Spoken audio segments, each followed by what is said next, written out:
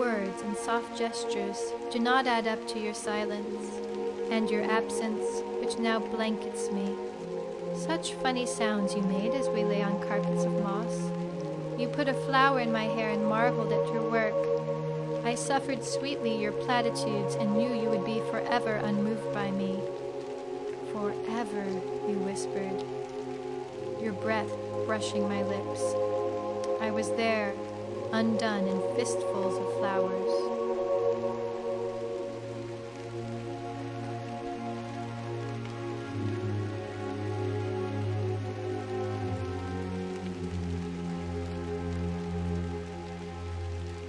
Alone, I tremble.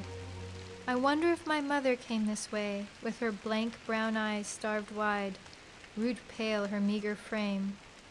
I remember once she said to me, "In a perfect world, I'd make you princess of something, I suppose, and strictly forbid poems." Sweetly she sighed, but fearful to look upon, thin as cracked lips curling painfully up at the edges. I am only air swelling her gorgon mouth.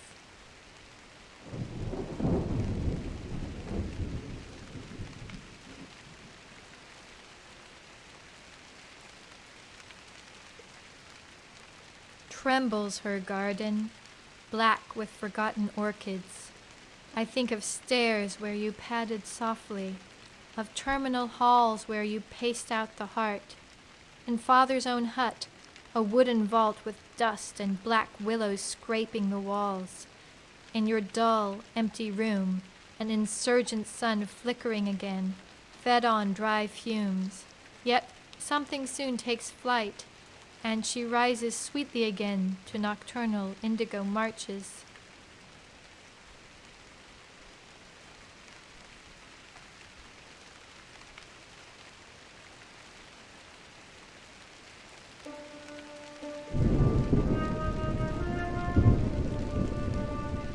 Trembles the air about you, nothing but embers, her love violet with twilight. With a turn of the neck and a tilt of the chin, she learns of stars that burn, in chaos begetting entire worlds. We learn there is no such thing as beginning and end. Would you, in your wise, wide eyes, deliver to me, in my outstretched hands, a stone? Crochet me into your sleep, weaving dreams in poetry from this darkly fraying patch.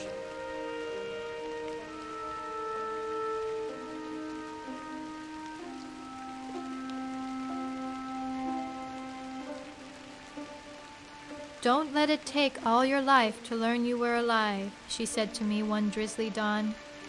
How my blood swelled with you. In your world, you must be 1,000 feet tall, stunned by your own grandeur. Angled, mystical, not ungraceful colossus. You dismiss me with coolly delivered denouements. You always knew the proper place to end a poem. I feel you wringing them out, leaving the universe crippled in comparison. If you will, tear the sky and be satisfied. I never said you were beautiful, but my hands may know the texture of closed eyelids, jawline, and perhaps that cheekbone you furrowed with creaks, afraid of only age, of yawning paralytic time, and the absolute center you could forever unfind, and otherwise trusted mirrors. I cannot reach this thing inside. Instead, hope falls through your trembling fingers, confounding even the sky. You taught tender, while stuffing softer hearts with bitter.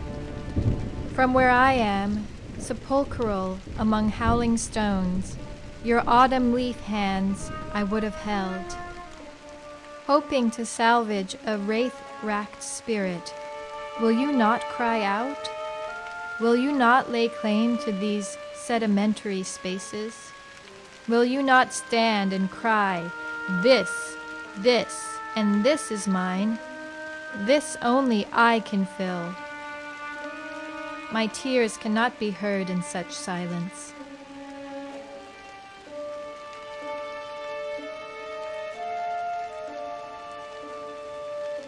Burn on fragile phoenix. Burn and be done with it. You wept for your own unfulfilled sovereignty, your mourning wild with twilight. I would have held you when the floods came, gently rocking the terrors. I could have delivered you, in your ashes, from the salty wastes you consumed with fury. Bend never again to this wound. Still you bend, clutching your sides, travailing in chaos, then slowly turn and look at me and say, nothing.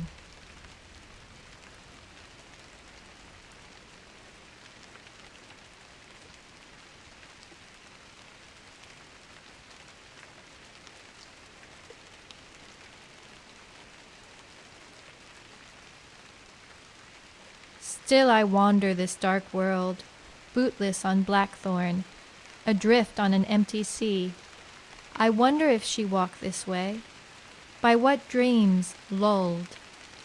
I see her slender fingers, chewed up nails and all, trying to humbly fit themselves around gigantic teacups. There is something in it that makes me sad. I just wish I could tell you. I wish I could have told you. Maybe together we could have understood.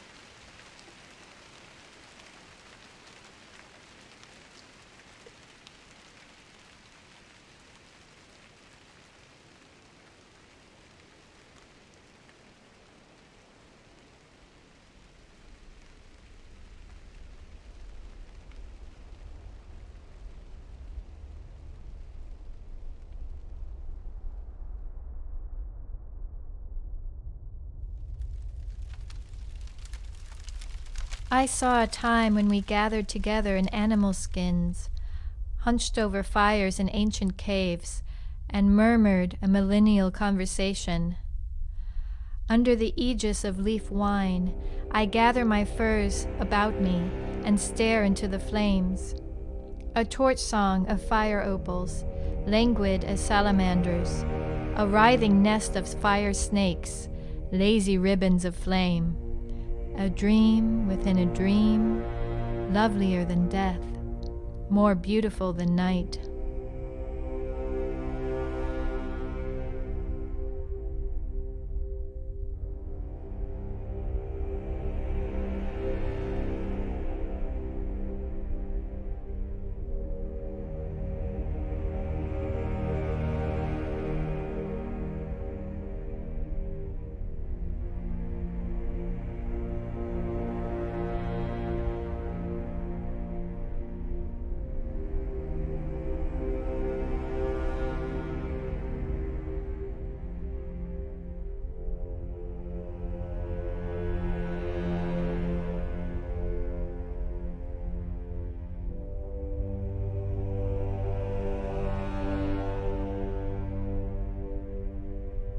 It seems there was something we knew then, something important, long forgotten. What mysteries, scrawled on cave walls, to speak across the great spans of time? What heavy knowledge we ignored for so long that now it is too late? Or perhaps it is nothing. Every generation thinks themselves the cleverest yet. Perhaps they are just childish doodles from a simpleton folk, unable to render accurately even what they saw with their own eyes.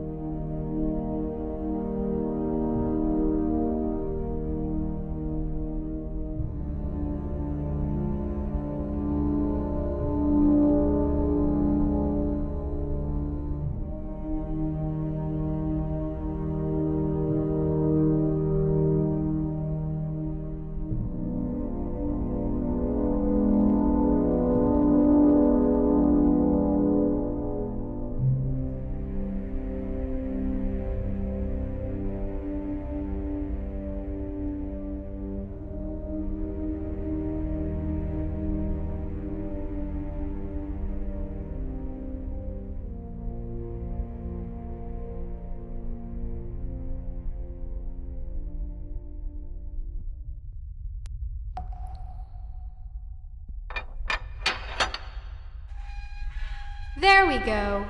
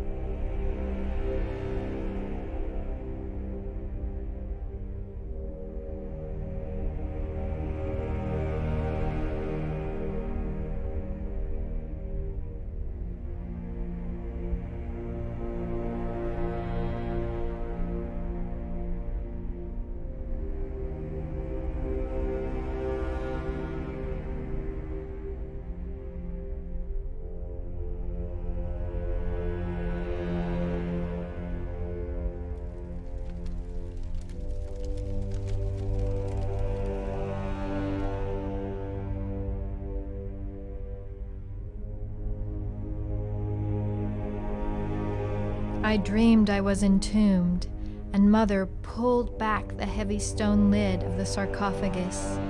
She said, "I'll not leave you on some high grid for the vultures to pick at.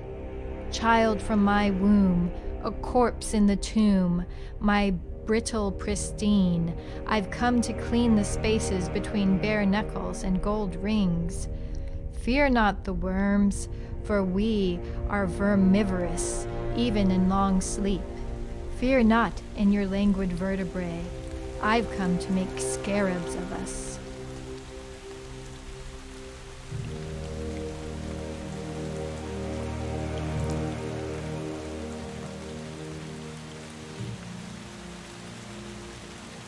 Often when it rains, I think of the fisher. He is a solitary man who lives outside the village, in a tiny hut he made himself, on the shoreline of the sea. He would spend long days casting his line in the waters, his skin brown from the sun. I never saw him wear shoes, and his clothes were merely the rags of a beggar. His hair and beard were long and unkempt, as if never cut or combed once in his life.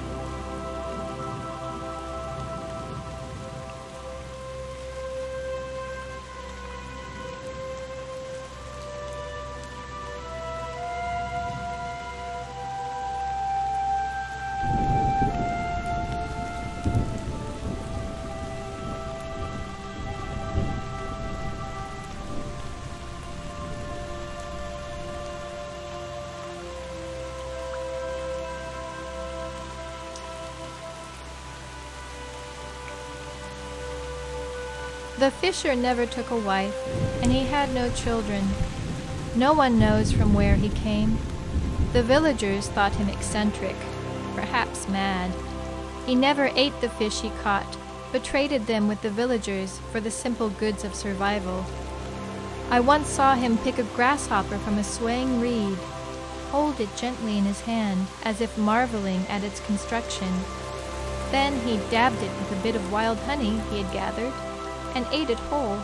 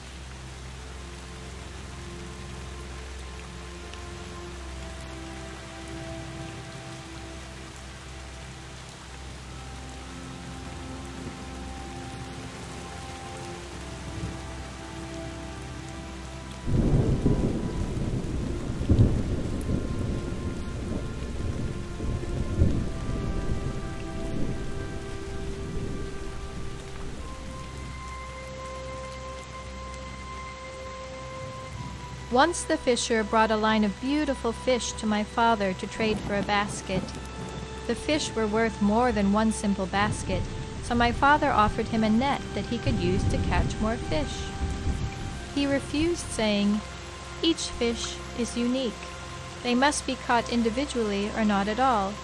So my father offered him a variety of baskets to keep the fish separate. Again he refused, saying, "Once I have gathered them, I must carry them all together or not at all."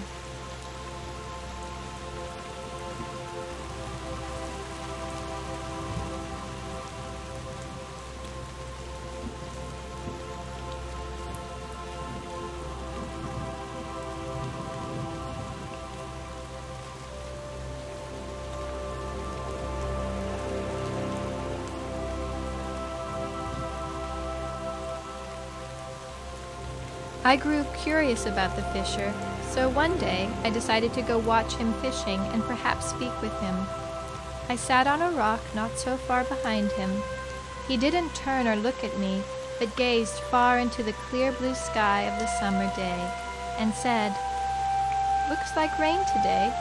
Where are your shoes, child?" It did not look like rain. I answered his question with one of my own. "Where are your shoes?" He replied, "I never had a need of them."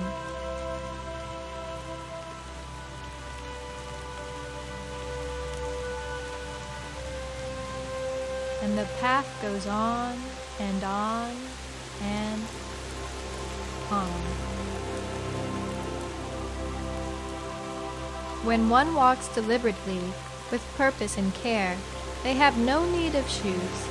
But you run all the day long without shoes, not because you don't need them, but because you like to feel the ground beneath your feet, even if it hurts you sometimes. I thought how this was true, a truth I had not even thought of myself. "The villagers think you are a half-mad hermit," I offered. He laughed and cast his line again.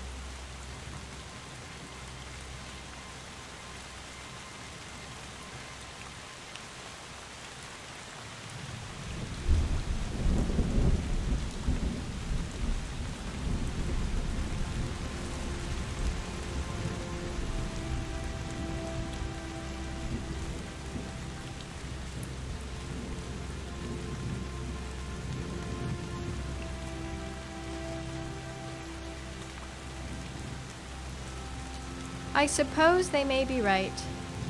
If my concern for the world about me, being greater than my concern for myself, is madness, then yes, I am mad. He continued, "We should never want for more than we need, for that is the beginning of the end. The collecting of things beyond our need is, to me, the truer madness. In the endless collecting of things, we become heavy and burdened with possessions. After a time, it is the possessions that possess us."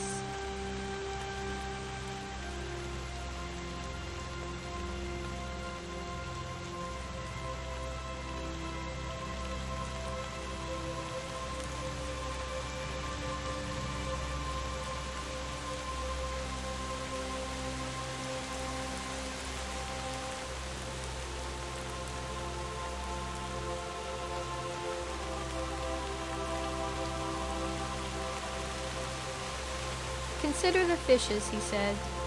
They have no possessions and so can flit about on the waters, light and unburdened, free to swim anywhere.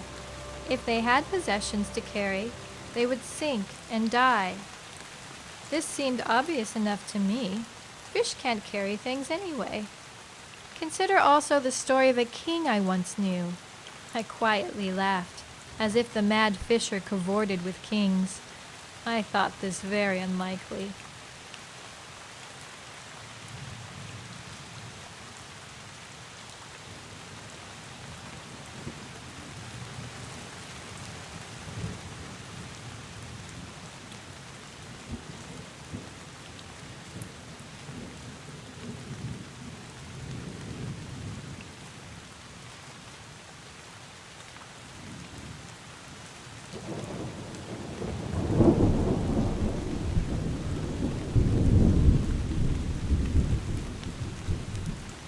This king was master of all he surveyed, he went on. He gathered to himself all the riches and fine things of the world. His every desire was met, but still he wanted more. Possessed with accumulation, he neglected his kingdom, even his wife and only son. The more he gained, the more he wanted. He piled up all his treasure in a great storeroom and locked it away. But one day his young son found the key and entered the chamber.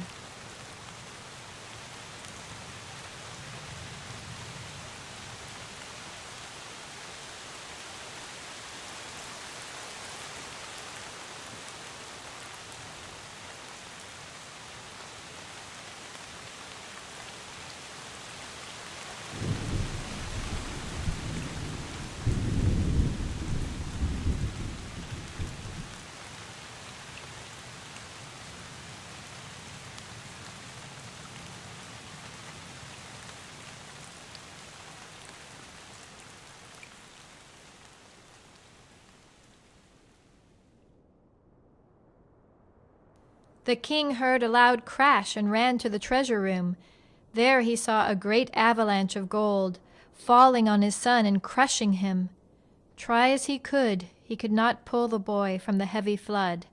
He dug and dug in the gold, but his son was lost. Too late did he feel the love he had for his only son. In the collecting of things, he ignored the only thing that really did matter.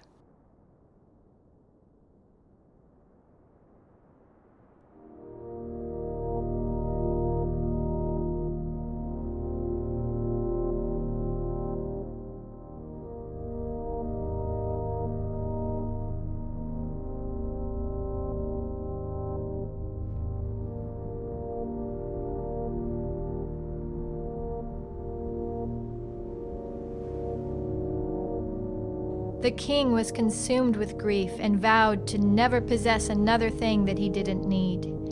He gave away all his treasure to the poor people of the kingdom and set out alone to live a life free of possessions. Was this mad fisher once a king? I found it very doubtful. You see, Lula, he said, we often learn too late what is really important in life. There is an old saying that the owl of wisdom only spreads its wings at twilight.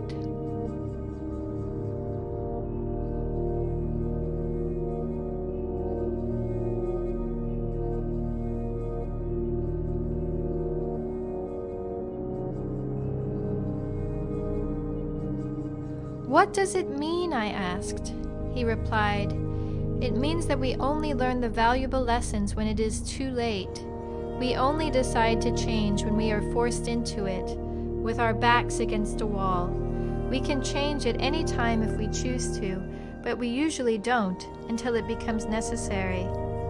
In any event, there is always hope.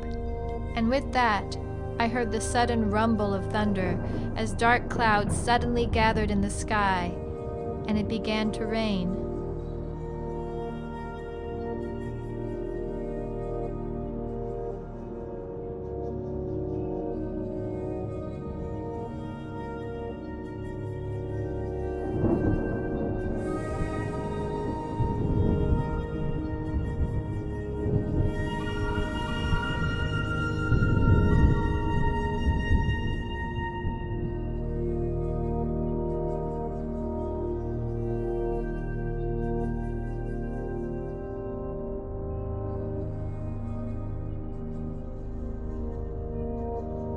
The fisher turned his face up to the sky and smiled into the rain. At last he turned to me with his wild but knowing eye and said, "Seek the middle way, Lula. Between all and nothing, find the middle way. But know that you will not find it out in the world. It is in a secret place that only you can find, and the greatest secret of all is that there is no secret. You will find the genie, and when you do, you will understand even the dreaming gods."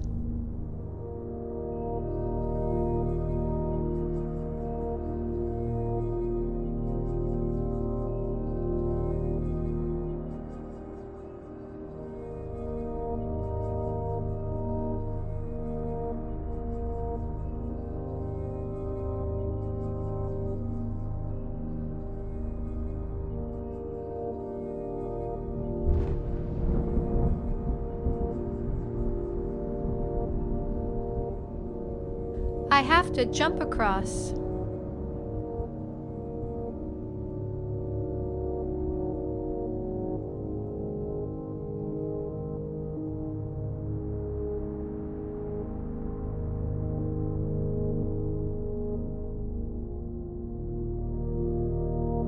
Then I knew he was truly mad. It made no sense. A secret? That there is no secret. But he spoke to me of the genie long before my dream where the wizard told me to find it. Was it a dream? I can't remember. For all I know, it was real, and I am dreaming now. Are we all asleep and dreaming the world? Are the gods real? It is all beginning to confuse me very much. I can only hope that he was right about the genie.